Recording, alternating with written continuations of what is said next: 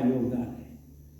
बच्चे की पढ़ाई में अगर सबसे ज़्यादा योगदान होता है उसके माता पिता और परिवार का होता है, जो सब प्रकार के कष्टों को देख करके भी अपनी संतान को योग्य बनाने के लिए निरंतर साधनारत रहता है और उसी के परिणाम स्वरूप आज का ये शुभ अवसर आपके और मेरे बीच में आया है।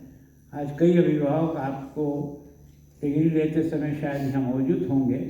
मैं उन सबको भी आप सबकी ओर से, शिक्षा जगत की ओर से उन सब का बहुत अभिनंदन करता हूँ, स्वागत करता हूँ कि आपके समर्पण से ये सारे जो हमारे भावी पीढ़ी जो तैयार होकर के जा रही है उसके लिए आपके योगदान के लिए आपका बहुत आभार।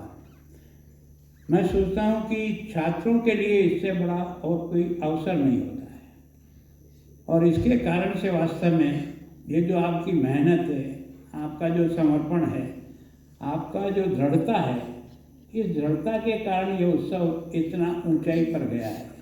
तो मैं सभी आज जिनको हमने डिग्री दे रहे हैं उन सब का भी मैं अपनी ओर से बहुत बहुत धन्यवाद। और वास्तव में इस देश ने पहली बार जय जवान जय किसान का जब नारा दिया था तब एक देश का माहौल कुछ और प्रकार का था। 65 के युद्ध के समय पाकिस्तान से हम और हमारी सेना विजय हुई थी। काफ़ी क्षेत्र हमने हथियाया था, लिया था, लेकिन क्योंकि अमेरिका उस समय बहुत ही संपन्न और अपने आप को मानता था और हमको PL-48 का गेहूँ दे करके जिंदा रखता था और इसलिए अगर PL-48 का गेहूँ ना मिले तो हिंदुस्तान में भूखमरी की स्थिति आ जाने वाली थी। लाल बहादुर शास्त्री के सामने अमेरिका के राष्ट्रपति ने कहा कि शास्त्री जी आप तुरंत अपनी सेना को पीछे ले और जो जीता हुआ भाग है वो वापस सुपुर्द करो। उसने कहा ये संभव नहीं है, जिसको हमने इतने बलिदानों के बाद प्राप्त किया है उसको मैं इस तरह से दे नहीं सकता और न देना चाहता हूँ। उन्होंने कहा देखो आपका देश मेरे PL-48 के गेहूँ से जिंदा है, अगर आप नहीं करोगे तो मैं ये बंद कर दूँगा। वो छोटा सा कद का प्रधानमंत्री कहता है कि अगर आपकी ये इच्छा तो कर दीजिए। और आप जानते हो कितना बड़ा संकट देश के सामने आया था। उस समय देश के प्रधानमंत्री ने सारी जनता से अपील की कि सोमवार के दिन सब लोग एक समय भोजन करो। तो मैं सोचता हूँ सारे देश ने ये जो सोमवार का जो व्रत प्रारंभ किया वो उस 65 के समय अमेरिका की उस धमकी के कारण से किया, लेकिन हम अमेरिका के सामने झुके नहीं और उसने आकर देश में सबसे निवेदन किया कि अन्न पैदा करो, अपने पड़े हुए स्थानों पर जो कुछ भी पैदा किया जा सकता है करो। और इस चुनौती को स्वीकार किया इस विश्वविद्यालय ने और पंजाब के किसानों ने, जिसके कारण से देश अन्न उत्पादन की दृष्टि से आत्मनिर्भर ही नहीं हुआ, आज हम कई देशों को भेज करके उनको भी जिंदा रखने के लिए अपना प्रयत्न कर रहे हैं। तो वास्तव में ये वो धरती है जो हर चुनौती का मुकाबला देना जानती है। यहाँ की रग रग में इस बात का एक तरह से रक्त बहता है कि देश के स्वाभिमान के लिए जो कुछ भी करना पड़ेगा वो हम करेंगे। ये जो 10 गुरुओं की जो एक श्रृंखला बनी है, मैं सोचता हूँ कि दुनिया का कोई ऐसा देश का उदाहरण नहीं होगा जो एक के बाद एक देश धर्म के लिए अपने आप को बलिदान करता हुआ जाता है। कोई गर्म तवे पर सेका जाता है, कोई आरे से काटा जाता है और 10वें धर्म गुरु ने तो एक तरह से पराकाष्ठा ही पार कर दी कि उसने अपने चारों बच्चों को इस देश धर्म की रक्षा के लिए बलिदान किया। मैं जब कॉलेज में पढ़ता था तो हमें वहाँ उस समय गीत गाते थे, हमें पता नहीं था पंजाब कहाँ है और केवल नाम पढ़ते थे, बाकी तो मैं सोचता हूँ उस समय सारा देश, केवल वो बहादुर बच्चे केवल पंजाब के नहीं थे, बाकी सारे देश के थे। जोरावर जोर से बोला, फतेह सिंह शोर से बोला, धरो ईंटें रखो गारे, चुनो दीवार हत्यारे, निकलती श्वास बोलेगी, हजारों बार बोलेगी, मेरे देश की जय हो, मेरे धर्म की जय हो, पिता दशमेश की जय हो। अर्थात हमने देश पर आई हुई हर संकट का मुकाबला पंजाब ने बहुत बहादुरी के साथ किया है। मैं सोचता हूँ सेना में जितने लोग इस देश के लिए काम आए उसमें पंजाब की गिनती सबसे ऊपर आती है। अधिकारियों की दृष्टि से बात करें तो फौज में सबसे ज़्यादा अधिकारी इस पंजाब ने दिए हैं। खिलाड़ियों को दृष्टि से देखें तो देश को सबसे ज़्यादा खिलाड़ी इस धरती ने दिया है। अभी अभी आपने देखा है कि पेरिस में ओलंपिक में हॉकी में जो हमको जो मेडल मिला है, वो मेडल में खेलने वाली टीम में से 8 खिलाड़ी केवल पंजाब के थे। इसका मतलब कि एक दृष्टि से ही आगे नहीं बढ़ता है, ये हर दृष्टि से आगे बढ़ने का प्रयत्न करता है। और इस विश्वविद्यालय को तो सारा देश इसलिए नमन करता है कि वो 60 से लेकर के 70 तक का जो दशक था, जिसमें आपने इस विश्वविद्यालय ने अपनी महती भूमिका निभाते हुए अन्न उत्पादन को जिस ढंग से बढ़ाया, उसमें इस कृषि विश्वविद्यालय का बहुत बड़ा योगदान उस समय देश के सामने था। ये गौरव अगर प्राप्त हुआ है तो आप लोगों को प्राप्त हुआ। मैं सोचता हूँ 1962 में ये विश्वविद्यालय स्वीकृत हुआ और जवाहरलाल जी नेहरू ने 8 जुलाई के दिन 1963 को इस विश्वविद्यालय का प्रारंभ ओपनिंग पंडित जवाहरलाल नेहरू के हाथों से हुआ है। मैं सोचता हूँ इतना जो गौरव मिला है वो वास्तव में इस विश्वविद्यालय को मिला है। मुझे जैसी जानकारी मिली है कि यहाँ लगभग 6 कॉलेज हैं, 32 विभाग हैं और लुधियाना के बाहरी स्थानों पर भी 11 स्नातक प्रोग्राम के अलावा 43 मास्टर और 29 PhD प्रोग्राम प्रदान करता है। ये देश के लिए बहुत बड़ी सौगात है आप सब लोगों के परिश्रम की, जिसके कारण से देश आपका बहुत आभार व्यक्त करता है। मुझे बताया गया कि पंजाब कृषि विश्वविद्यालय ने 950 से अधिक उच्च उपज वाली और जलवायु अनुकूल फसलों को किस्में विकसित की है। इनमें कई ऐसी किस्में शामिल है जो कीट रोग प्रतिरोधी और कम पानी में भी अच्छी उपज देने वाली पैदावार है। विश्वविद्यालय के कृषि यंत्रों की दृष्टि से भी जो इस विश्वविद्यालय ने काम किया है वो देश के लिए और कृषि क्षेत्र में एक बहुत बड़ी क्रांति पैदा करने का काम आप लोगों ने किया है। मैं सोचता हूँ कि इसमें से आपने देखा है कि अभूतपूर्व योगदान रहा है। यहाँ के शोधकर्ताओं ने ऐसे यंत्र विकसित किए हैं जो किसानों के लिए कृषि कार्यों को आसान, सस्ता और अधिक कुशल बनाने में सक्षम हुआ है। और उसके कारण में भी इसी तरह से यहाँ की जो पराली है वो एक तरह से सबसे बड़ी समस्या केवल पंजाब के सामने ही है, देश के कई भागों में भी इसके कारण से वायु प्रदूषण की मार को झेलना पड़ता है। जैसा मुझे बताया कि इस विश्वविद्यालय ने पराली को भी एक तरह से कन्वर्ट करके उसको खाद के रूप में कैसे परिवर्तन किया जाए और कैसे उसको ज़मीन में मिलाने के बाद फिर से नई फसल जो है ना उसी का उपयोग करके बढ़ जाए, ये काम भी आपका एक तरह से बहुत ही सराहनीय काम है। मैं सोचता हूँ कि इस हेतु सुपर सीडर और हैप्पी सीडर धान की रोपाई को आसान बनाने के लिए पानी की बचत करने वाले पेडी ट्रांसप्लांटर और एक ही मशीन से कई प्रकार की फसलों को खुदाई करने वाली मल्टी क्रॉप थ्रेशर मशीन आपके द्वारा प्रदान की गई है, उसके लिए भी आपको बहुत बहुत बधाई।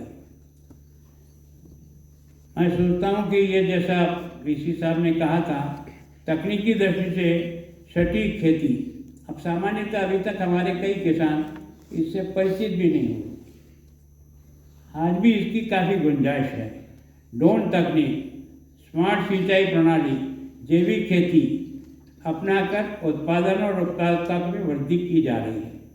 साथ ही डिजिटल कृषि प्लेटफॉर्म किसान बाजरा किसान बाजारों और एग्री बिजनेस स्टार्टअप को बढ़ावा देकर किसानों को बेहतर मूल्य प्राप्त करने की और बिचौलियों की भूमिका कम से कम करने का भी प्रयास आपका हुआ है। मैं सोचता हूँ कि कृषि भारत की रीढ़ है। जब तक भारत कृषि की दृष्टि से किसानों की आमदनी और उनके जीवन स्तर को बढ़ाने का काम नहीं करेगा, सारा देश प्रगति करने के बाद भी कुछ नहीं कर पाता है। कारण यह है कि आज भी 60% आबादी कृषि और कृषि से संबंधित कामों पर निर्भर रहती है। लगभग 69% लोग ऐसे हैं जिनका अपना परिवार खेती के आधार पर चलता है। इस खेती को कैसे विकसित किया जाए, इस दृष्टि से जो प्रयत्न आपके द्वारा हो रहे हैं, इसको और आगे बढ़ाने की जरूरत है। जैसा मुझे बताया कि संपूर्ण देश की 1.5% जमीन आपके पास है, लेकिन आप भारत का लगभग गेहूँ 60% गेहूँ अकेला पंजाब पैदा करता है। 45% चावल केवल और केवल पंजाब पैदा करता है। इसका मतलब यह है कि यहाँ का किसान का योगदान देश के इस जीवन में है। जो यहाँ की यूनिवर्सिटी ने फसल सदन के रूप में शुरू किया, वो एक विशाल बीज उत्पादन कार्यक्रम में बदल गया है। आज की तारीख में 23-24 में आपने 66,334 क्विंटल फसल बीज सब्जी के और बाकी के, जैसे भी आपने सम्मानित किया, कि वास्तव में जिसके बारे में मेरे आपसे आग्रह है कि सब्जी तो पैदा करता है किसान, और सब्जी का दाम नहीं मिलता। जब भी उसकी पैदावार ज़्यादा हो जाती है, उसको बाज़ार में कुछ भी नहीं मिलता है। तो मैं सोचता हूँ इस सब्जी को सुरक्षित करके इसका इंटरनेशनल व्यापार कैसे बढ़ाया जाए, है ना। यहाँ की सब्जी जो है ना, वो दिल्ली और बाकी बॉम्बे के शहरों में जाकर कैसे बिक सकती है, इसके बारे में अपने को कुछ गहराई से सरकार मदद करने की जरूरत कर रही है। कई स्पेशल ट्रेनें आपने देखी होगी जो सब्जियों की ही जाती है, लेकिन आज भी अपन ऐसा मानते हैं कि सब्जी का मूल्य किसान को पर्याप्त मात्रा में मिलता नहीं। फल भी वो पैदा करता है, लेकिन जब बहुत अधिक मात्रा में फल आ जाता है तो उसके दाम एकदम गिर जाते हैं और उसके कारण से उसको दाम नहीं मिलता। और मैं सोचता हूँ कि कृषि के साथ अब यहाँ जो मुझे इतने दिनों में 6 महीने अनुभव हुआ, जो डेयरी व्यवसाय कृषि का एक आधारभूत ढांचा बनता है, जिसके कारण से किसान मैक्सिमम एक तरह से आमदनी कर सकता है। वो डेयरी के विकास में जितना गुजरात में आगे बढ़ा है, उतना पंजाब नहीं बढ़ पाया है। मैं सोचता हूँ इस डेयरी को कैसे विकसित किया जाए, और केवल एक क्षेत्र में नहीं। मैं सोचता हूँ कि जितनी भी हर्बल मेडिसिन है, उसके मेडिसिन के खेत कैसे तैयार हों, वो फसल एक ही जगह आपको कैसे उपलब्ध हो, जिसके कारण से आयुर्वेद की कई मेडिसिन और दुनिया के अंदर इस मेडिसिन को बढ़ा करके हम बहुत कुछ इसमें से आमदनी कर सकते हैं। मैं सोचता हूँ कि आप लोगों ने कोशिश किया, पर बीच में आपको लगा कि जैसे ये जो कॉटन के बारे में आपने कहा, पहला हमारे यहाँ कॉटन अधिक ग्रो होती थी। बीच का एक कालखंड ऐसा आया जिसमें कॉटन का प्रोडक्शन हमारा गिरा, फिर अभी हमने वापस उसको उस स्थिति पे ले आए। लेकिन ये एक जो समस्या जो यहाँ आप और मैं महसूस कर रहा हूँ कि अंडरग्राउंड वाटर जो है ना, वो काफ़ी नीचे जा रहा है। कारण ये कि पहले हमको इतना दोहन नहीं करते थे, लेकिन इस बीच के कालखंड में 90 से लेकर के आपने ज़मीन से पानी को मैक्सिमम खींचने का प्रयास किया, और उसके कारण से आपके कई जिले डार्क जोन में आ गए। कई क्षेत्र ऐसे हैं जो डार्क जोन में जा रहे हैं। इस डार्क जोन से भी इसको निकालना पड़ेगा, और जो आपने फ्लो इरिगेशन से जो इरिगेशन कर रहे हैं, धीरे धीरे किसान को ड्रिप पे और स्प्रिंकलर पे लाना पड़ेगा। कम पानी में हम अधिक पैदावार कर सकते हैं। आपने इस प्रकार की किस्में भी विकसित कर दी, लेकिन किसान को भी इस बारे में मन बनाना पड़ के लिए आप लोगों से ये जो पढ़ करके निकलने वाले बच्चे हैं, ये केवल और केवल नौकरी तरफ नहीं भागे। हमारा दुर्भाग्य क्या है कि हमारे पास टैलेंट बहुत है, लेकिन हमने श्रम को बहुत घटिया काम समझ लिया है। मैं सोचता हूँ अगर आपका यहाँ का कोई PhD किया बच्चा खेत में खड़ा रह करके ऐसी फसल पैदा करे कि दुनिया उसको देखने के लिए आए, तो लगता है कि अब हिंदुस्तान बहुत तेज़ी से आगे उठेगा। लेकिन इसके लिए हिम्मत करने की बात है। मैंने देखा केवल बेर की खेती से, जिन किसानों ने केवल बेर की खेती की, वो आज लाखों रुपया और हर साल कमा रहे हैं। तो ऐसा नहीं है, आपने देखा होगा कि एग्रीकल्चर की दृष्टि से अभी हमें बहुत कुछ करने की आवश्यकता है। आपके यहाँ भी है, और खेती के पैटर्न बदलने पड़ेंगे। केवल और केवल हम पेड़ी ही पैदा करते जाएंगे, गेहूँ ही पैदा करेंगे, तो मैं सोचता हूँ हम किसान को उतना फायदा नहीं दे सकते जितना उससे दिया जा सकता है। मैं सोचता हूँ कि आपने यहाँ कई छोटे छोटे आपने अपने प्रदर्शन के लिए खेत बना रखे हैं। मैं सोचता हूँ ये जो सेरीकल्चर है, इसको कैसे प्रमोट किया जाए, है ना। हमारे जो है ना, ये जो पौधे हम बीज से रोपते हैं, उसकी जगह पोष से कैसे खेती की जाए, तो निश्चित रूप से कम समय में हम हमारी फसल तैयार कर सकते हैं। फसल की पैदावार का समय कैसे घटाया जाए। अभी तक हम 2 फसल तक गए हैं, कोशिश कैसे हो कि हम 3 फसल उसी जमीन से ले सकें और उसके बाद भी उसकी उर्वरकता बनी रहे। हम लोगों ने जो तो पेस्टिसाइड का उपयोग करके इतने सालों बाद समझ में आया कि पहले हम सोचते थे कि पेस्टिसाइड का उपयोग करने से फसल तो अधिक होती है, लेकिन जमीन जो है वो बंजर हो जाती है। तो इस पेस्टिसाइड को भी चेंज करके क्या ऑल्टरनेट खाद आ सकता है जिससे जमीन की उर्वरकता खत्म होगी। मैं सोचता हूँ कि ये पहली बार देश के प्रधानमंत्री जी ने एक तरह से मिट्टी का टेस्ट करने के लिए जो लेबोरेटरियाँ बनाई है, आज अधिकांश लगभग 27 करोड़ लोगों ने अपनी ज़मीन का टेस्ट करा। इसको किस चीज़ की ज़रूरत है, किस चीज़ की ज़रूरत नहीं है, इसके बारे में क्या है। अभी आपने इसी बजट में देखा होगा कि जो किसान क्रेडिट कार्ड है, जो अटल जी ने जिसको पहली बार प्रारंभ किया था, अब की बार किसान की क्रेडिट कार्ड से लिमिट 3 लाख से बढ़ा करके 5 लाख की है ना। किसान को एक तरह से उन्होंने बचाने की दृष्टि से उसका जो फसल बीमा है उसको भी लागू किया है। मैं सोचता हूँ मिनिमम सपोर्ट प्राइस जो यहाँ की बार बार की मांग होती है, कई में हम सपोर्ट प्राइस को फाइनल कर चुके हैं, कानूनी रूप नहीं दिया, लेकिन इन पिछले 10 सालों में अगर आप मिनिमम सपोर्ट प्राइस का चार्ट रख करके देखेंगे तो आपको समझ में आएगा कि निश्चित रूप से मिनिमम सपोर्ट प्राइस बढ़ी है, जिसके कारण से किसान की, विशेष करके मैं जो आसाम में देख रहा था कि पेड़ी की जो है ना सपोर्ट प्राइस बढ़ने के कारण से पेड़ी वहाँ के लोगों का एक अच्छा व्यवसाय बनकर के खड़ा हो गया। तो मैं सोचता हूँ इसके साथ मछली पालन कैसे बढ़े। एक आदमी केवल एक ही काम नहीं करे तो अपनी ही जमीन में मल्टीपल काम कैसे करे, ताकि उसको किसी एक पे डिपेंड नहीं रहना पड़े, और जितनी आपदाओं के समय जो कुछ भी स्थिति आती है उसको कैसे बचाया जाए, इसके बारे में भी आप लोग जो है ना अगर प्रयत्न करें तो मैं सोचता हूँ ये जो अंडरग्राउंड वाटर को सींचने का जो प्रयास हो रहा है उसमें कैसे कमी आए, डार्क जोन को हम कैसे कम कर सकते हैं, फ्लो इरिगेशन में पानी का उपयोग मैक्सिमम कैसे करके कम पानी में, जैसा आपने कहा है, अधिक फसल पैदा कैसे हो सकती है। अगर भारत अगर ताकतवर बनेगा तो बिना खेती के सहयोग से कभी बढ़ नहीं सकेगा। आज भी अगर खेती के अंदर जीडीपी में योगदान कितना है तो जितना होना चाहिए उतना नहीं। जब देश आज़ाद हुआ था तब हमारी जीडीपी में एग्रीकल्चर का मैक्सिमम सहयोग था। आज की तारीख में हम एग्रीकल्चर का जो मिनिमम हमको लगता है उसमें काफ़ी कमी आई। इसको बढ़ाया जा सकता है। इतनी बड़ी जनसंख्या के लोगों को रोजगार और कोई जगह नहीं दे सकेगी, ये एग्रीकल्चर दे सकती है, पर इसके स्वरूप को बदलना पड़ेगा, जलवायु के अनुसार उसको चेंज करना पड़ेगा।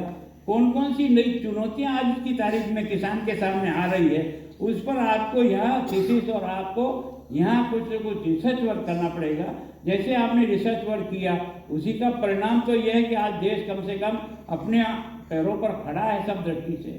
तो इतना काम कर दिया तो हम इससे आगे, हमारा किसान की जब तक आमदनी नहीं बढ़ेगी देश कभी तरक्की कर नहीं पाएगा। सपने भले ही देखते हो, क्योंकि 100 में से 60 आदमी का अगर जीवन स्तर नहीं सुधरेगा और वो सुधरेगा इस खेती और खेती के विभिन्न प्रकार के प्रयोगों के द्वारा ही उठेगा। तो मैं सोचता हूँ आप जो विद्यार्थी यहाँ से जा रहे हैं, दिमाग में एक ही बात रख के मत जाए कि मुझे नौकरी मिलेगी और आराम से मैं अपना काम करूँगा। आज की चुनौतियों को स्वीकार करने के लिए आपको यहाँ तैयार किया है। आप लोगों का यह दायित्व बनता है कि हम अपनी इस बुद्धि और ज्ञान का उपयोग है ना आने वाले भारत के 2047 के विकास के बारे में कैसे कर सकते हैं।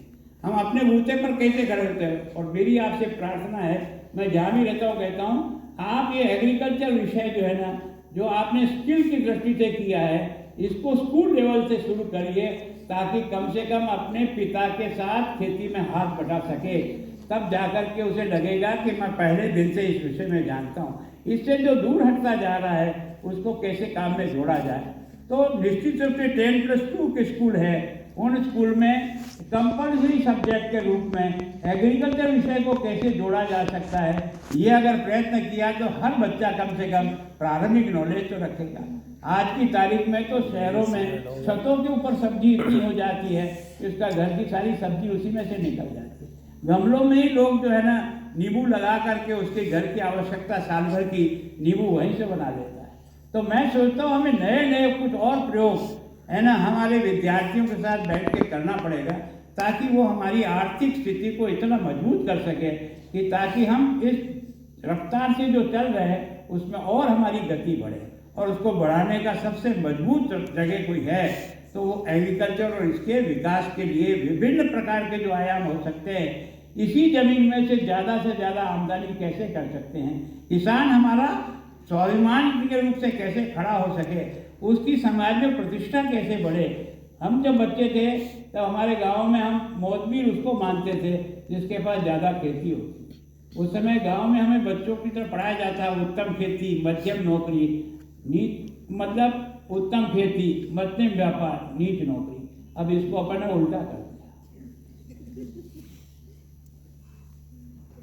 मैं सोचता हूँ इसके बारे में सोचना चाहिए कि आखिर ये स्थिति क्यों आई, और इस स्थिति का निदान अगर कोई होगा तो आप जैसे जो बच्चे यहाँ से ज्ञान के लिए आए थे और सेवा के लिए प्रस्थान करें, मेरी आपसे प्रार्थना है कि आप अपनी शिक्षा पूर्ण करके जा रहे हैं, आपसे गुरुदक्षिणा में कुछ नहीं मांग रहे, पर इतना तो मांग सकते हैं कि जहाँ भी जाएं अपने काम से इस संस्था का गौरव बढ़ाए, इसका मान और सम्मान बढ़े। ये सबसे बड़ी गुरुदक्षिणा होगी आपसे।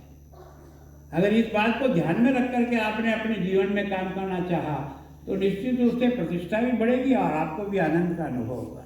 और मैं सोचता हूँ कि निश्चित रूप से आपके जीवन में इस प्रकार का सोच आना ही चाहिए कि मेरी ये जो कुछ भी बुद्धि है, जो योग्यता है और ये डिग्रियों का इतना बड़ा तोहफा मुझे मिला है, इसके एवज में मैं देश को क्या दे सकता हूँ। अगर ये सारी डिग्रियाँ मेरे परिवार पालने के लिए और मेरे व्यक्तिगत जीवन के आनंद के अनुभव के लिए है तो सोच बहुत कमज़ोर माना जाएगा।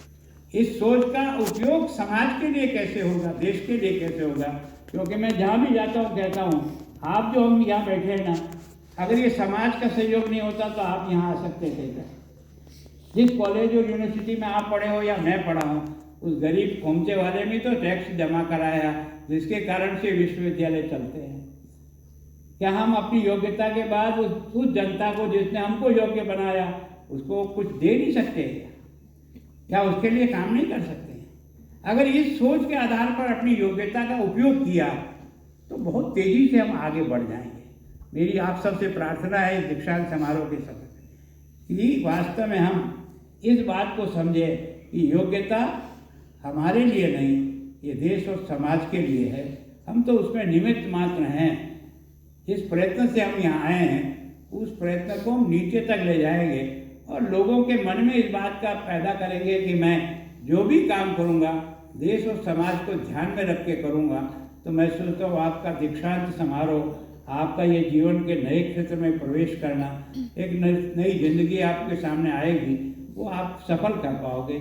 और विशेष करके मैं विश्वविद्यालय परिवार, कुलपति जी और आपके सारे मेंबर्स को धन्यवाद देता हूँ कि उन्होंने इस संस्था की गरिमा को दिन ब दिन बढ़ाया है। आज आप देश के टॉप विश्वविद्यालय में से आपको 23-24 का अवार्ड मिला। अभी आपने वर्णन किया था, ये सब आप सब लोगों की सामूहिक मेहनत का परिणाम, जिसमें विद्यार्थियों का भी सहयोग है, स्टाफ का भी सहयोग है। तो मैं सोचता हूँ इसका नाम और आगे बढ़े, इस दृष्टि से आप विजय करें। मंच पर जो है ना मेरे विवेक प्रताप सिंह जो मेरे साथ राजभवन में काम करते हैं, आदरणीय श्रीपाल सिंह जी जो है रजिस्ट्रार महोदय हैं। मैं नाम पहले नहीं ले पाया क्योंकि मेरी कुछ ऐसी आदत बन जाती है कि मैं अपनी गति से आगे बढ़ जाता हूँ। फिर ध्यान आता है कि आजकल नाम नहीं रहे तो सोचते हैं यार हमारा नाम ही नहीं लिया नहीं, अगर आपका भी कोई नाम नहीं ले तो आपको बड़ा अजीब लगता है। मैं सोचता हूँ और इससे जो मुझसे गलती हुई इसके लिए तो क्षमा चाहता हूँ, पर मैं आप सब भाई बहनों से आपको बड़ा आनंद का अनुभव होता है जब कन्वोकेशन में जाते हैं कि आजकल हमारी बच्चियाँ किस तरह से आगे बढ़ती हैं, कितने गोल्ड मेडल जब दिए जाते हैं उसमें वो भी इस क्षेत्र में और वो भी कृषि में। तो मैं सोचता हूँ कृषि की जान हमारी माताएं बहनें रही है, चाहे वो गांव में हो चाहे जंगल में भी हो। अगर खेती में सबसे ज़्यादा योगदान किसी का रहता है तो उसमें माँ बहनों का रहता है। मैं सोचता हूँ इनकी ताकत का सही उपयोग करें और वास्तव में भारत की कृषि को पंजाब बहुत कुछ आगे बढ़ा सकता है। और ये विश्वविद्यालय जो ख्याति प्राप्त विश्वविद्यालय है उसको तो ये सौभाग्य मिला। एक बार मैं आप सबका बहुत बहुत आभार, धन्यवाद। जय भारत।